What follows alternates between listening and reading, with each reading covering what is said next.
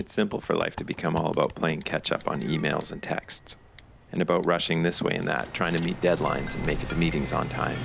With life and fast forward, it's easy to forget just how important it is to get away.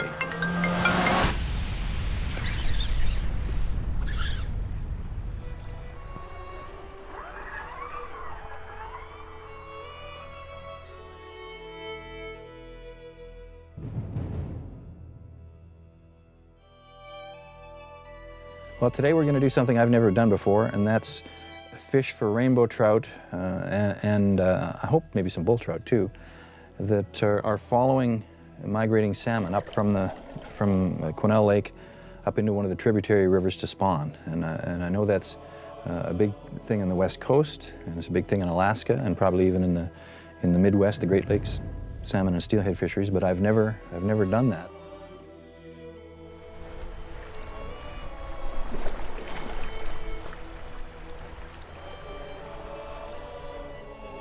I have been to the river that we're going to fish today a few years ago, earlier in the summer when the salmon weren't there, and consequently the big rainbows weren't there feeding on the salmon eggs. So we're hoping the timing is just right this time to find these fish in the river.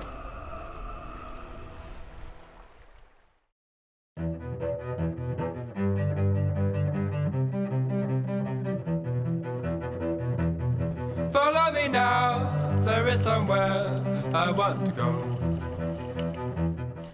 So some of the places narrowed, and there were, logs coming into the water, and so the jet boat drivers were having to avoid kind of running aground on certain portions, and then, avoid the logs at the same time.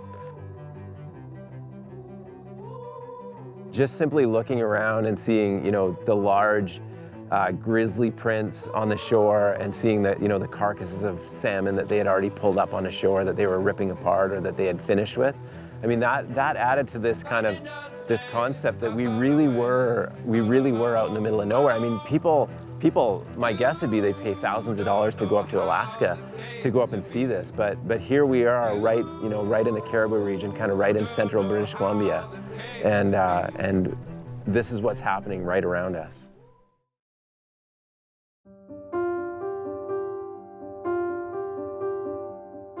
So we climb over the log jam and to get to the place where Skeed wants us to fish, and it's funny, the fishermen are impatient to get going.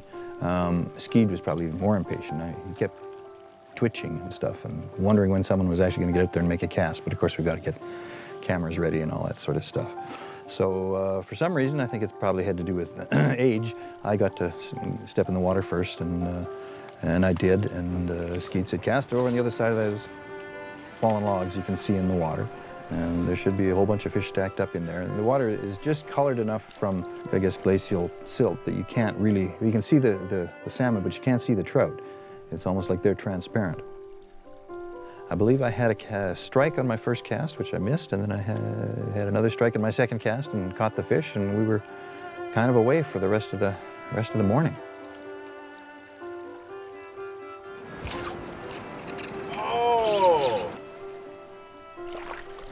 No, a little to the left. Great. Wow, look at that. This is, You're gonna make this look too easy, Jim. Beautiful colors.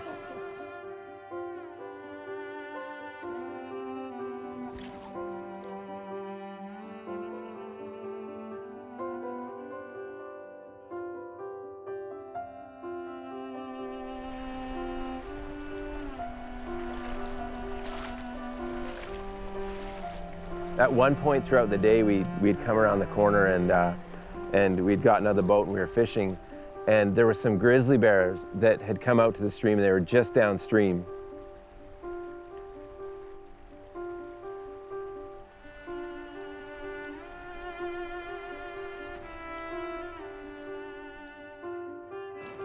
Oh, Jim.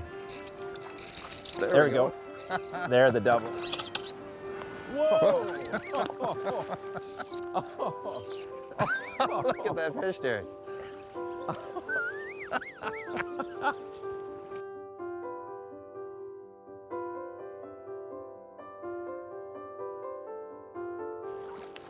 Today was one of those days where, like, if I make it to be a grandfather, it's one of those days where I'm gonna tell my grandkids, you know what? I had one of those days where I was out fishing for massive rainbows and massive bull trout. And the only other anglers on the stream that day were the grizzly bears that were across the stream from us. We were fishing in the mountains where very, very few people get a chance to go up and fish an area like that. I mean, we were fishing in Eden.